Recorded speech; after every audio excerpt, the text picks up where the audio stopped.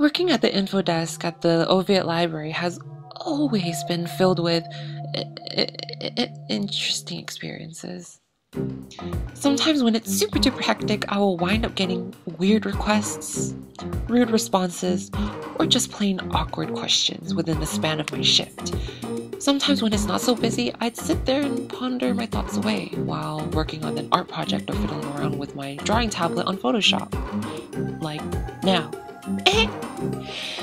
I meet a number of diverse people from diverse backgrounds, followed by a diverse amount of personalities. And of course, with such diversity roaming around the campus of Matadors, my reactions and/or responses with them tend to be just as diverse. The only one who stands out the most is this one particular suspicious figure that is always present at the library. The things I witness on the main floor. I'd like everyone to meet John, the patron who always uses the library every single day, since days even before I was hired to work at the information desk. And he doesn't even have any affiliations with CSUN per se. Now, I don't know if this guy has psychological or mental issues or just plain socially awkward, but every word that splurges from his mouth seems to dehumanize everyone except for those who are members of the Aryan community. Apparently, in the eyes of this particular Mormon, all blacks are damned to hell. Every single one. John claims that even coming into contact with any black person will land anyone in hell, even white Mormons.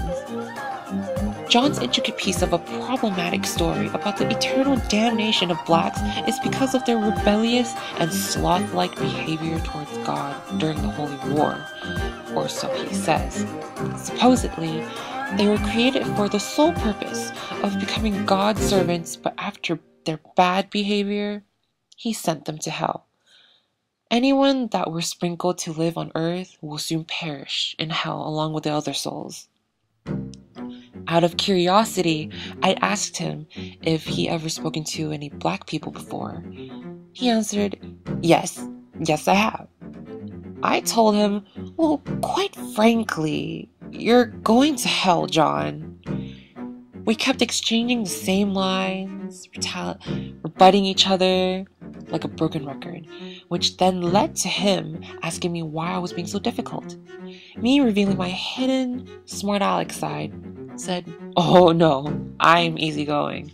You're the one who's got something stuck up your butt cheek, filled with dingleberries.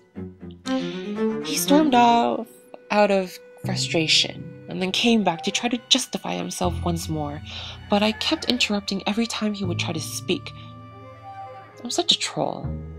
All that ruckus happened over the desk, mind you, and I wasn't going to let some person justify their racist behavior through religion. 3 semesters after that initial event, I gradually grew tired of arguing with him and the weird sources he keeps referring to, and also the ones that he refuses to reveal to me. Not even a few days after the spring semester started, John appeared at the desk once again, but only held a small conversation. However, there were 2 other patrons that approached me, informing me that the guy I had just talked to had been browsing through porn using one of the computers on the main floor of the library, while touching his no-no areas. You can only imagine what kind of face I was making when they told me that. And so, using those complaints to my advantage, I told the new boss lady about the complaints, and as soon as I gave her the description of him, she knew who I was talking about. Not long after, he was kicked out of the library, and I could not help but feel like screaming, "Hallelujah!"